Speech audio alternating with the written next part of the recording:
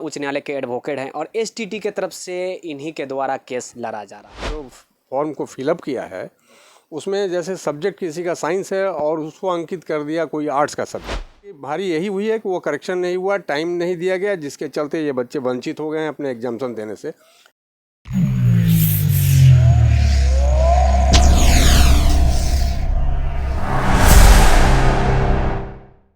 देखिए, अभी हम पटना उच्च न्यायालय में मौजूद है। हमारे जस्ट राइट साइड में देखेंगे तो अवधेश कुमार मिश्रा जी, जो पटना उच्च न्यायालय के एडवोकेट हैं और एसटीटी के तरफ से इन्हीं के द्वारा केस लड़ा जा रहा है। एक तरफ कल सुप्रीम कोर्ट की तरफ से एक जो भी है जजमेंट भी आया, उसके बारे में हम बाद में बात करेंगे। पहले हम एसटीटी के ऊपर सर बात करना चाहेंगे। आपके द्वारा केस लड़ा जा रहा है, यानी कि आप ही उस केस को लड़ रहे हैं।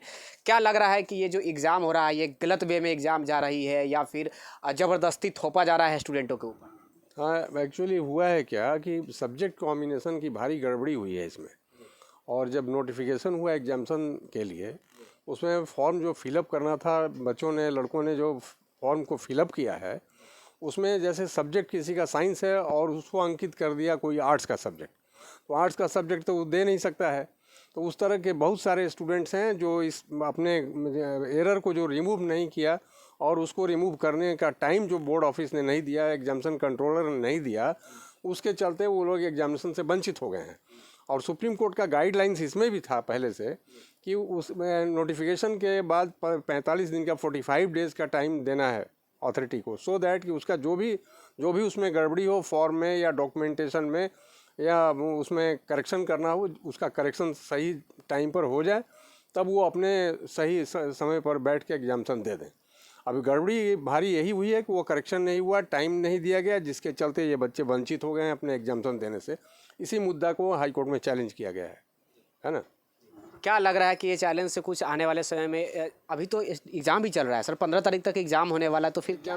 हाँ, परीक्षा जो अभी लिया जा रहा है इस एग्जामिनेशन में भी ये लगता है कि गड़बड़ी है और इस एग्जामिनेशन को कैंसिल होना चाहिए, क्योंकि अपॉर्चुनिटी सबको मिलना चाहिए। जितने लोग इसमें अभ्यर्थी हैं, लगता है लाखों लाख अभ्यर्थी होंगे, जिसके चलते ये गलत एग्जामिनेशन लेने के चलते वो लोग वंचित हो गए हैं। उनको समय मिलना चाहिए, उनके डॉक्यूमेंटेशन को करेक्शन करना चाहिए और फिर से एग्जामिनेशन अनाउंस करना चाहिए नेसेसरी करेक्शन के बाद, सो दैट कि सब लोगों को अपॉर्चुनिटी मिले और वो अपना एग्जामिनेशन दे दें। क्योंकि उनके भविष्य का सवाल है, फ्यूचर का सवाल है, वो टीचर बनने वाले हैं। अगर उनको मौका नहीं दिया जाता है तो गड़बड़ी के चलते वो वंचित हो जाएंगे, उनकी नियुक्ति भी नहीं हो पाएगी शिक्षक के रूप में। इसलिए इसके लिए उनको मौका मिलना ज़रूरी है न्यायिक दृष्टिकोण से। सर, एसटीटी संघ के तरफ से ये केस किया गया है या फिर कोई इंडिविजुअल व्यक्ति? नहीं, कोई इसमें हमारे पास संघ ने अप्रोच नहीं किया। जो लड़के आए थे उन लड़कों के बिहाफ में किया गया है। क्या आगे अगर क्या अनुमान लगाया जाए, उम्मीद क्या लगाया जाए कि ये यहाँ पे जजमेंट निकल कर आ सकता है? नहीं, जजमेंट देना तो ऑनरेबल जजेस के हाथ में है। हमारा काम है एज एन एडवोकेट उनके इशू को रेज करना और लीगल पॉइंट्स देना, उस पर जजमेंट जो देना होगा वो तो जज को देना है। ऑनरेबल जजेस जो भी उचित समझेंगे वो अपना जजमेंट देंगे। एक अनुमान होगा ना सर? और लगता है कि न्याय सारे विद्यार्थियों को मिलना चाहिए।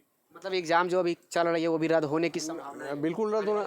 अगर गलत ढंग से एग्जामिनेशन लिया जा रहा है तो उसको रद्द होना ही चाहिए, बिल्कुल रद्द होना चाहिए। इतने बड़े पैमाने पर सर अभी स्टूडेंट एग्जाम दे रहे हैं। हाँ, तो भारी पैमाने पर गड़बड़ी भी हुई है। उस गड़बड़ी को रिमूव करने के लिए हम लोगों ने रीट फाइल किया है, हमने रीट फाइल किया है ना, और सारे मुद्दा को उसमें उठाया गया। सर, एक लास्ट प्रश्न, अभी जो हमने सॉफ्ट कॉपी आपको सर दिखलाया, कल सुप्रीम कोर्ट की तरफ से जो भी आया था 11/8/2023 का जो जजमेंट आया डीएड वर्सेस बीटीसी का मुद्दा, क्या इसका मतलब क्या है? वो कोई दूसरे स्टेट की तरफ से फाइल हुआ है और उसमें टीचर के क्वालिफिकेशन के बारे में काउंसिल फॉर वो एजुकेशन काउंसिल जो है उनके गाइडलाइंस को टेस्ट किया गया था और सुप्रीम कोर्ट ने जो जजमेंट दिया है, लगता है कि उस गाइडलाइंस को सबको मानना चाहिए। हालांकि बिहार स्टेट उसमें पार्टी है नहीं, है ना। लेकिन अगर जनरल गाइडलाइंस इशू हुआ तो एक्चुअली हमने उसको ठीक से एग्जामिन नहीं किया है। Operative portion of the judgment जो था उसको हमने देखा था, उसमें यही था कि बिहार उसमें पार्टी नहीं है। फिर भी जो गाइडलाइन सुप्रीम कोर्ट का है वो सबके लिए एप्लीकेबल है। क्या लग रहा है कि बिहार में प्रभाव पड़ सकती है इस प्रकार के जो भी ऑर्डर आएंगे? बिल्कुल प्रभाव पड़ना चाहिए। सुप्रीम कोर्ट है, सर्वोपरि है, इसलिए नहीं प्रभाव पड़ने कहाँ सवाल है, उसको इम्प्लीमेंट ही होना चाहिए। अच्छा सर, एक लास्ट प्रश्न सर, 11 तारीख को जजमेंट आती है, बिहार सरकार अभी तक नहीं मानती है, तो इसके पीछे कोई ऐसा भी प्रावधान है कि किसी भी स्टेट, किसी भी प्रांत सुप्रीम कोर्ट को जजमेंट को अवहेलना कर सके या किसी प्रकार के उसमें संशोधन कर सके? नहीं, सुप्रीम कोर्ट हो या हाई कोर्ट, किसी भी जजमेंट को अवहेलना करने का अधिकार किसी भी अथॉरिटी को नहीं है, किसी भी स्टेट को नहीं है। अगर उस तरह की बात होती है तो जो एग्रीव्ड पार्टी है वो कंटेम्प्ट फाइल करेंगे, अवमानना का मुकदमा दायर करेंगे, और फिर उस पर जो निर्णय लेना होगा वो कोर्ट के हाथ में, वो कोर्ट निर्णय लेगी। सर, कहने का लास्ट मैसेज यही हुआ कि 11 का फॉलो किया जाएगा, 11 तारीख, बिल्कुल फॉलो होना चाहिए, 11 तारीख। हाँ, जजमेंट फॉलो होना चाहिए।